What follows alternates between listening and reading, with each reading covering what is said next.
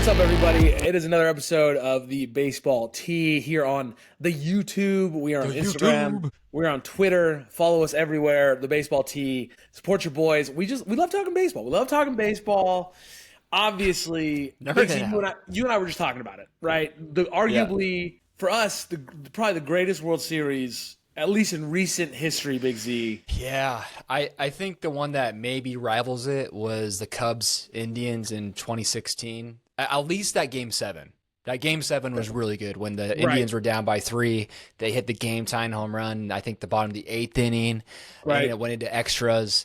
But I don't think the whole series captured what this series of the Blue Jays-Dodgers was. I don't think so. I think there were just so many more storylines in this World Series than that one. So I think this one surpasses that one. But other than that, I cannot remember a World Series this captivating. I mean, you had some of everything, right? Like in some series, you have some that you have like, oh, maybe this team hits really well, maybe this team pitches really well. But in this series, you had it all, right? Yosevage.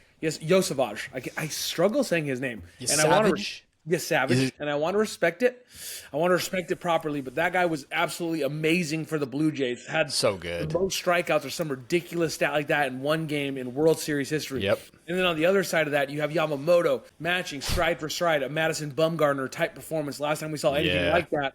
But we know Yamamoto was going back-to-back days, right? When was the last time we saw that? Back-to-back days. Ridiculous. Throwing 90 this day and coming back the very next day multiple times, right? He was actually warming up earlier in the series to do the same Game 3 after he pitched Game 2. Yeah. That's sort of, and then you see one team blow one team out, and then but then the next night, well, this team not only does it not a blowout, right? Yamamoto goes 9 complete innings. I mean, there was just something for anyone. There was incredible defense. There was passion. There was heartbreak. There was enjoyment. It had everything. It was like it was scripted, you know? Yeah, I feel like if it was scripted, I feel like the script writer should have at least reached out to Toronto and been like, "Hey, look, this is the script. At least turn the subway back on, right? Like this is what's going to happen. At least let people get home. Like please allow people to get home because it's already going to be not great, So that could have been. You have to feel for Blue Jay fans. Oh, just are you kidding? A tragic loss. Such a tragic loss. You watch the series end, and then you can't get home. Like that is the worst thing I think I've ever heard. Like it's terrible. That's awful. It's terrible.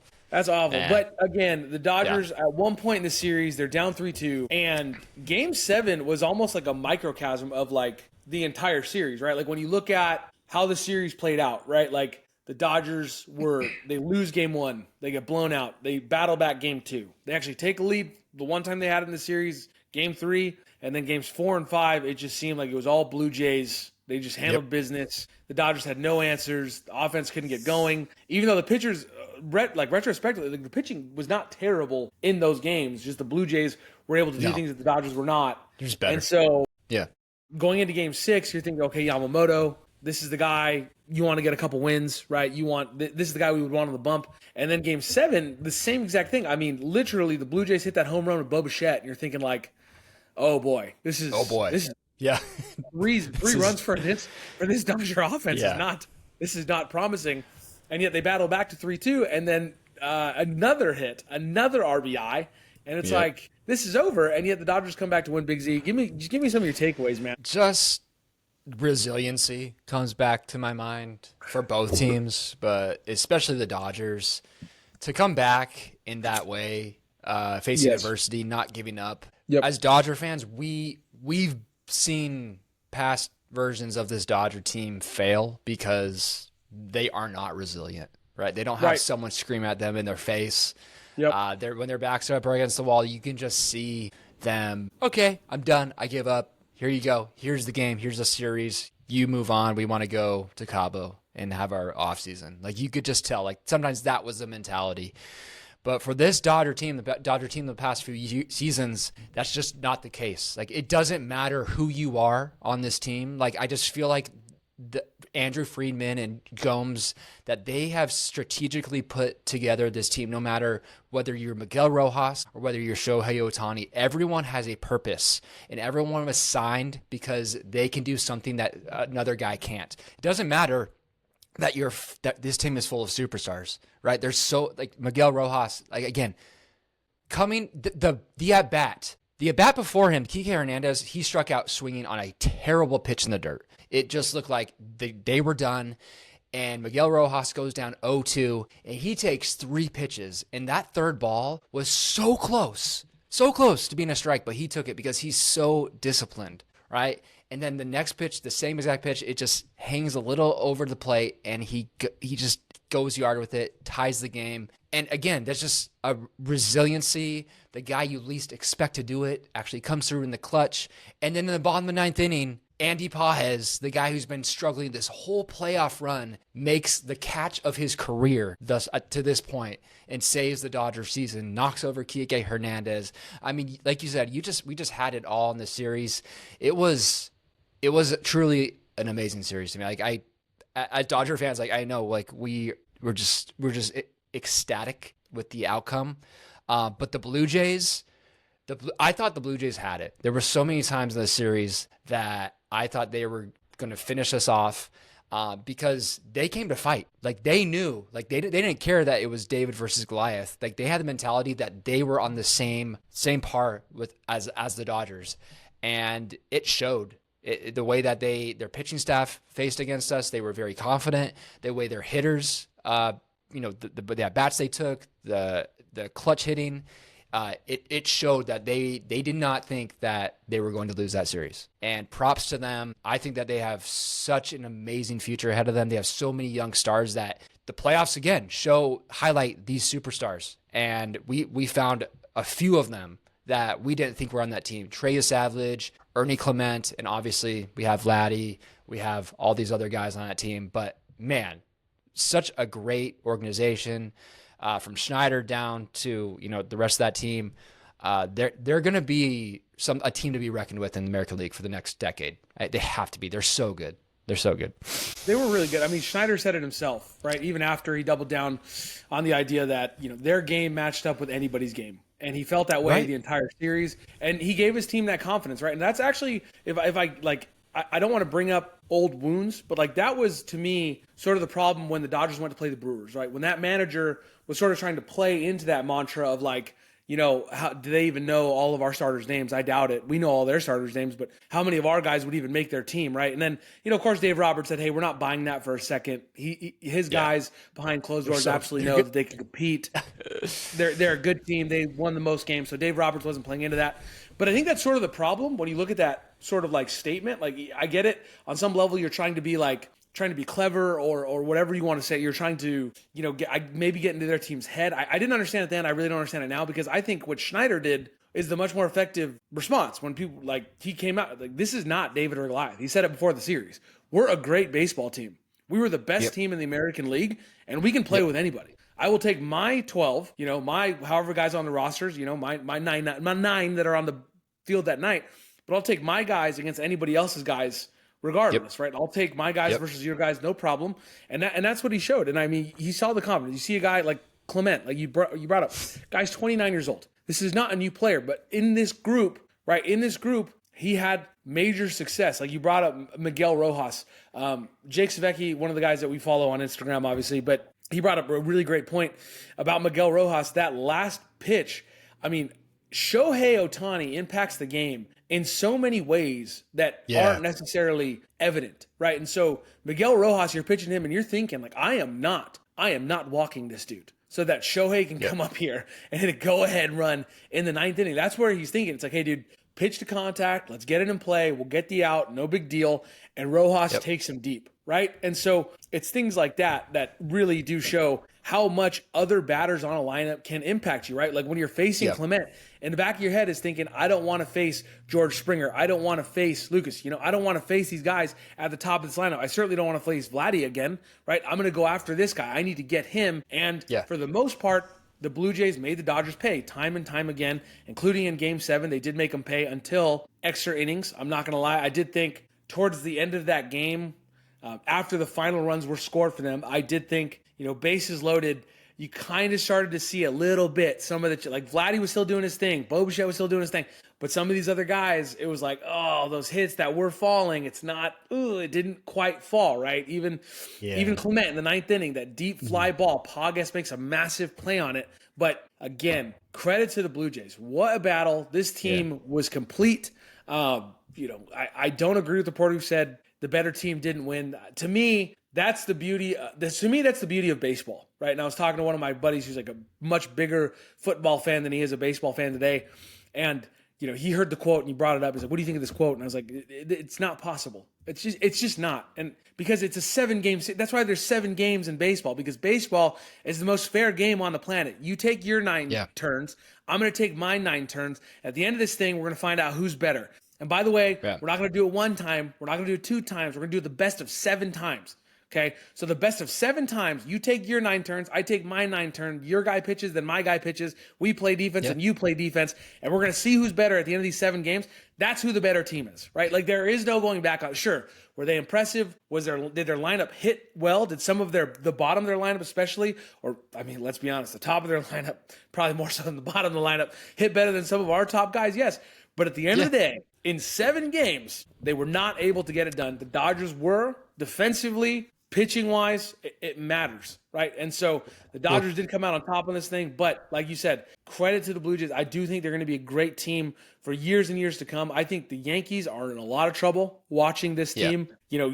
I know the Yankees added Freed this offseason. That was a huge pickup, to go along with Garrett Cole. But when you look at the pitching staff that the Blue Jays are bolstering right now and how they've responded, being led by the young rookie, right, Yosevich, and I'm probably butchering his name and I apologize.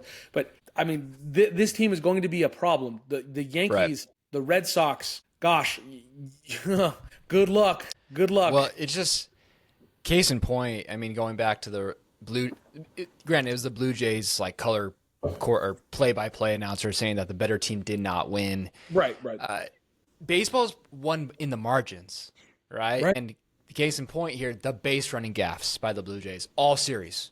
Game 3, the extra inning game, the 18-inning game, there were 2 plays that the Blue Jays overran the base. They shouldn't have gone. Game 6, the night before, when the Dodgers doubled off Clement on second base, he shouldn't have gone that. He shouldn't have had that lead on second base. He should know in that situation, I cannot be doubled off. And then in Game 7, the bottom of the 9th inning, when Miggy makes a great play to throw home while falling backwards, tripped himself and was falling backwards, still able to throw him out. Einer, was it Kalefa? INK or I don't. Yep. He had no secondary lead, and he came out and saying, "Well, they told us not to have a huge secondary lead because they didn't want us to get doubled off if there's like a line drive." He was like 2 steps off of the third base. If he was just 1 more step further in, they would have won that game. So like that's the little things that makes the Dodgers better than the Blue Jays in this situation, this version of the Dodgers, right? And like it's those little things that are practiced over and over again. It's you have to acknowledge that, right? And so I think he's probably a little salty. He's bummed out. His team lost. Whatever, I give him the pass there. But yeah, the Dodgers were the better team because it showed up in the little things, in the details, and that's why they won the World Series. It was because of those little things. And that was not new or unique to this series. You go back to the Dodgers playing the Phillies, right? Right. Turning the wheel play. Miguel Rojas. Like, this was not a thing that we had done. All the guys came out. We hadn't done this in spring training. We did it maybe 1 time during spring training. Right. But they're like, we need to do something. Something needs to happen here. Let's do this. Let's get it going. Yeah. Like you said, even to end the game, right? Mookie Betts, turn in 2. Right. The defense was just stout. It was there.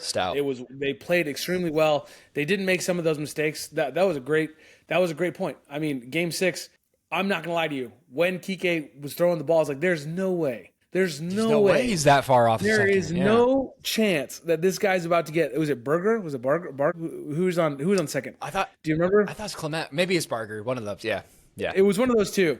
And when Kike throws that ball, I'm like, there's no chance, because in Little League, like we teach the kids, hey, if it's a pop fly, wait. Like like you said, take that secondary lead, but you've got to be close, right? And even if you're going to tag up, which obviously that ball was far too shallow, you've got to be close to the bag, right? Like what? Yes. In what world are you that far off? And then the one excuse that I did hear from certain people was, well, Kike was more shallow than he should have been, right? Like the book says to be deep so that you don't give up a double play or blah, blah, blah, whatever. Look, you're on second base. Just look. Just turn and look. Right. That's like when you're standing on second and the pitcher's about to wind up and you're standing on second, just take a look at where he's positioned. He's going to take maybe 4 steps from where he is. You'll have a pretty good concept of where he is, right? Like, is he deep? Is he shallow? Is he by the warning track? Is he really close to me? But take a look. Again, here's the details. This is crazy. If you listen, I don't know if anyone listened to Kike's interview after the game.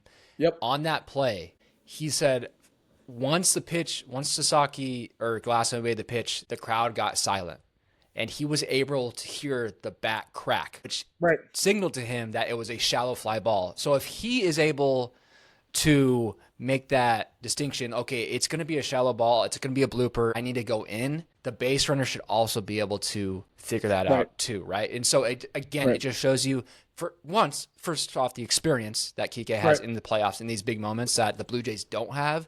And the second, like, just the confidence and the instinct that Kike has to make that decision to go in and then to see, dude, this guy is off second base. I'm just going to throw it in, and Mickey, he's going to make the catch, whatever it is. But that's crazy to me that in a split second he's able to hear that cracked bat and that he's able to just go in and he knows it's going to be a blooper. That's great. Again, it's the details. It's the little things that count, and that's why they won. 100%. That's why they won. Look, it was a great series.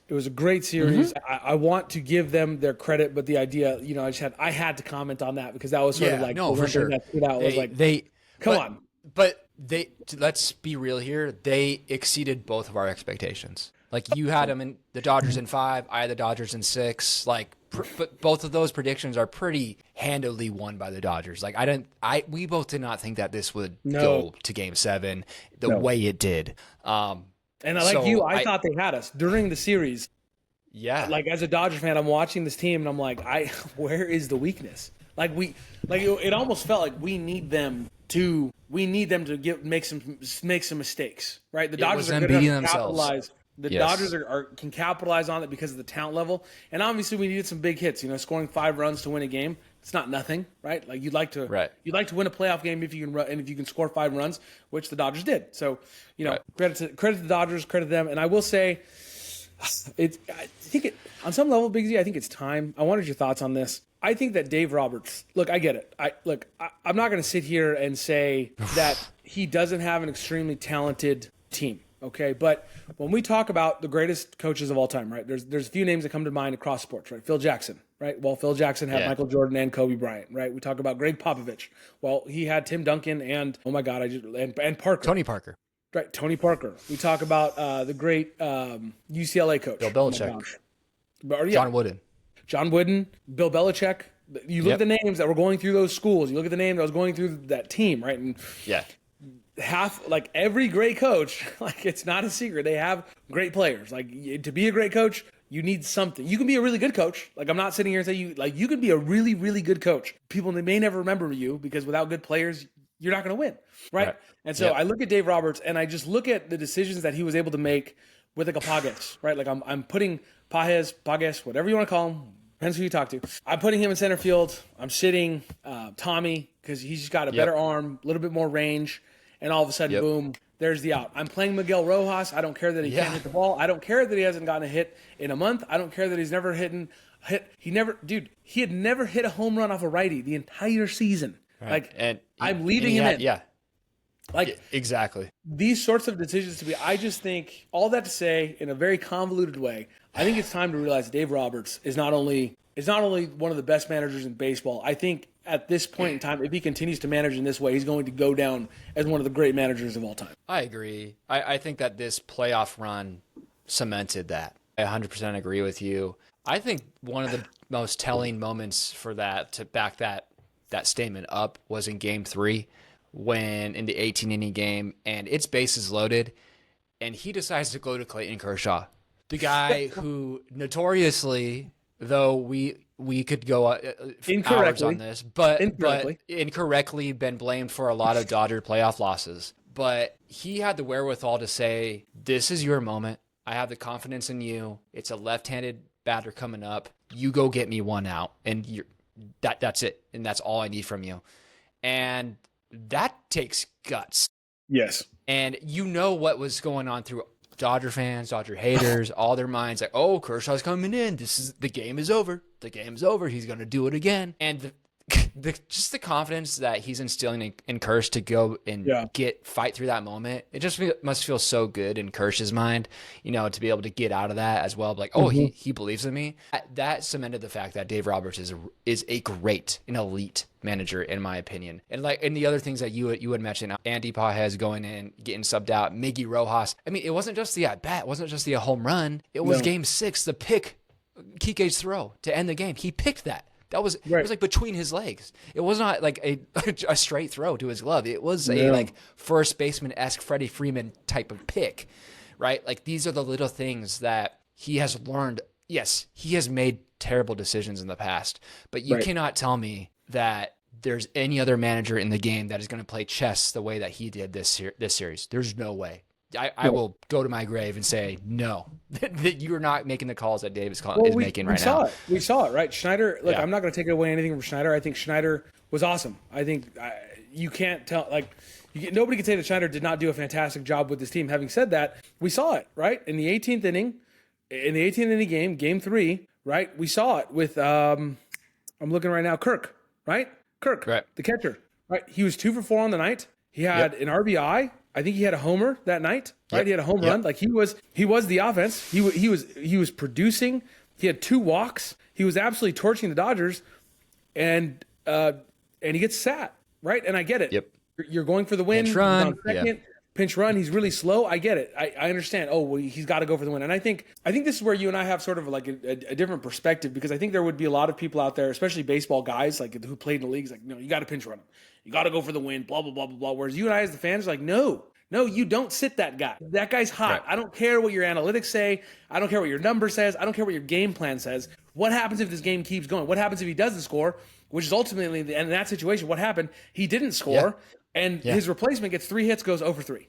3 at-bats, goes 0 for 3. With the night Kirk was having, coming off a home run, you can't tell me that he doesn't get a hit. Right. Or at least a walk find or a way on right? base. Yeah. Something. Yep, so those are the types of moments where Dave Roberts looked at Miggy Rowe and was like, look, you may not get a hit right now. You may not. We may lose, but I'm leaving you out there. I'm trusting you. You may get a walk. Right. Like you may get something. To play somebody who's gotten a hit within the last 30 days? Yeah, that would be great. But you're the guy. Get out there, champion. And he did. Credit to Dave, 100% I agree. And I think you got to remember, dude, this is going to be a super short offseason. For everybody's listening to this, right? Like, yes, we're pumped as Dodger fans. We respect the heck out of the Blue Jays. I think there were some great teams that showed up at this playoff series. I think if you're a Phillies fan, I think the future is bright. I think the Phillies showed they have some great young pitching. They have a really good team. I think any Dodger fan who thinks that the Dodgers are just going to walk through the Phillies, if everything goes to plan, according to baseball's plan, I'm sure, the NLCS, I would guess that those are some of the early favorites, right? Those are some of the early favorites to be there. And if you're looking at the AL, the Mariners came up. You got to remember, this Mariners team took this Blue Jays team to 7 games. It took 7 games. Yep. So, who knows? It'd be fun to see a rematch there. But, everybody knows the Dodgers are going to make moves. And for anybody complaining about that, blame the Astros. I showed Big Z a funny video before we jumped on. Blame the Astros. 2017, go back and look at the 2017 Dodgers roster. It was the most homegrown thing you've ever seen from top to bottom. Yep. And the Astros cheated their way to a World Series. And so now the Dodgers were like, no, we're just going to buy everybody that we want. So here we are, Big Z, and we're not apologizing for it. Yeah, but again, what I'll also refute that it's every single team could have afforded Miguel Rojas. Every single team could have made a trade for Andy Pages, right? Like it was not Max Muncy. And it wasn't. Yes, Yamamoto is a big money guy, right? But Mookie Betts, he had one big hit in Game 6. But Mookie Betts, besides on defense, he was not at the plate. It was like he was not there. It was an automatic out almost every single time. Shohei, besides Game 3, every team has room for a $325 million guy. By the way, Yamamoto is expensive, but he's not that expensive. Right. He's not $700 million. Again, he's not so. The Angels had Shohei before. The Red Sox had Mookie before. The Padres, the Rays had Snell. The Rays had Glasnow. Again, you could have paid him. You didn't.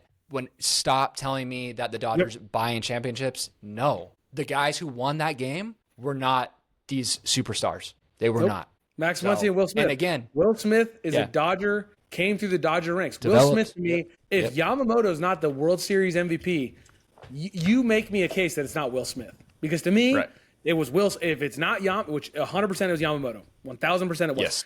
But behind him was Will Smith. Will Smith and Dave Roberts said this all year long. Despite all of our superstars and all of our superpowers, when Will Smith is out, this team looks terrible. I'm not gonna lie. It'll get better probably next year with Dalton Rushing, but when Will Smith is out, this team does not look the same. I shouldn't say they look terrible, but it doesn't look the same. He is the captain. Yeah. He is the general. Right. He is the glue. He is the spark to me. You know, I love me some Will Smith. I've loved him for years. That's a Dodger prospect. And then of course, you know, just to jump on the bandwagon there, because I'm down to make this point though. You look at the two guys who came in again and again and again. Nobody's ever going to talk about them. Bobrovsky and Sheehan, both Dodger kids. Right? The guys that were coming in to carry long innings, carry big innings. Will Klein in game 3, 4 innings pitched. Like 0 runs. He was on his couch a month ago. Every team could have picked him up. Stop it. Stop. Like the people saying the Dodgers are ruining baseball. No, they're not. And we'll get into that. We'll talk about 2027 lockout prospects of lockouts and salary cap, salary floors. We will definitely get into that. But for now, we can table that. As long as you make a salary floor, right? As long as you make a floor, then we can talk about a ceiling. But there's never going to be a floor. Just like the players were like everybody who's mad, by the way, call your favorite player, because they're the reason there will never be a ceiling. The players will never allow a ceiling. They don't want that, right? Like they're never going to do it. Exactly. So don't act like, you know, everybody's like, oh, I hate this team. And then you look in their bio and they have like their favorite baseball team, like the Padres. I'm like, okay, go call Manny Machado. Tell him, Machado, we need a ceiling. He's gonna tell you no. He might complain in public, but he's gonna tell you no. Cubbies fans, go call your favorite Cub. And because that guy one day is looking at Soto's $700 million contract. He's like, I want that too. I want that money. Right. So that's why that's not going to happen. And also, you know, you got to win games. If you're a free agent, this is before you blame the Dodgers. Okay. Before anybody blames the Dodgers, before anybody even blames the Blue Jays, because I guarantee there's going to be free agents that start going to the Blue Jays, that start going to the Mariners, that start going to the Dodgers, start going to the Phillies. If you win games, you are more desirable of a city. If a veteran or somebody who's made some money feels I can win a World Series, I'm going there, right? And what are you going to do about that? Is that rude? No, it's if you win games, you're going to be rewarded. Yeah, exactly. It's pretty simple. it's simple math. It's simple math. Yeah. And if you see a country with a lot of really, really talented guys in the country like Japan, and you get 3 of them, and then you find out there's stud shortstops coming over, why not? Hey, your best friends are already here. Come on over. But yeah, come on over. Join the club. We are going to keep you guys updated. There's so many free agents. Make sure you guys are following us on YouTube, Twitter, Instagram. We're already talking about some really fun videos we want to do for you guys. Big Z already has put out a ton of content, including explaining a draft that I did not understand. And I was like, oh my God, thank you for explaining this draft to me, Big Z. I had no idea that's how that worked. You're welcome. So we're giving you a ton of baseball stuff. The World Baseball Classic is this year, Big Z. And again, it's coming up a couple more months. Despite what everybody thinks, the disparity in baseball is great. I know the Dodgers just won their 2nd World Series, but if you look at the teams around them, if you look at the teams that were there, right, these were different teams. The Mariners and the Rays were not there last year, or the Blue Jays and the Mariners, sorry, were not in the NL. We're not the 2 teams in the NLCS. No. Right? The Dodgers and the Brewers were not the two teams in the NLCS. I'm sorry, ALCS, then NLCS. Right, so the disparity is there. The Mets didn't even make the playoffs, right? The Mets, the team that were in the NLCS last year with the Dodgers. The second highest payroll in baseball. We're not in the playoffs. That's how easy it is. So the disparity in baseball is great. I love it. I'm here for it, Big Z. You want to close out with anything? Anything before we close out? Yeah, baseball is just it's just in such a great spot. You can't tell me that World Series was boring. There was so much drama there. Like, you don't get that in a football game. You don't get that for sure don't get that in the NBA. Maybe sometimes in hockey. But baseball is it's growing, man. And it's so exciting that people are latching onto it. I love it. I'm so excited for just where it's going. So yeah, we're excited to come at you. Yeah, we're talking about some really cool stuff this offseason. Keep tuning in. We appreciate the engagement this last month has been so great. We appreciate the comments, the likes, the follows. It makes us happy because we get to nerd out with other people in the community. So let's keep growing this community. So we love it. We thank you guys. We thank you guys for this. There's so much fun stuff happening in baseball. If you're just becoming a baseball fan, this is your moment. Jump on board We're going to be talking baseball. It's our passion. We've tried other things. We just come back to baseball. We love it so much. And again, it's growing, man. This game is so much fun.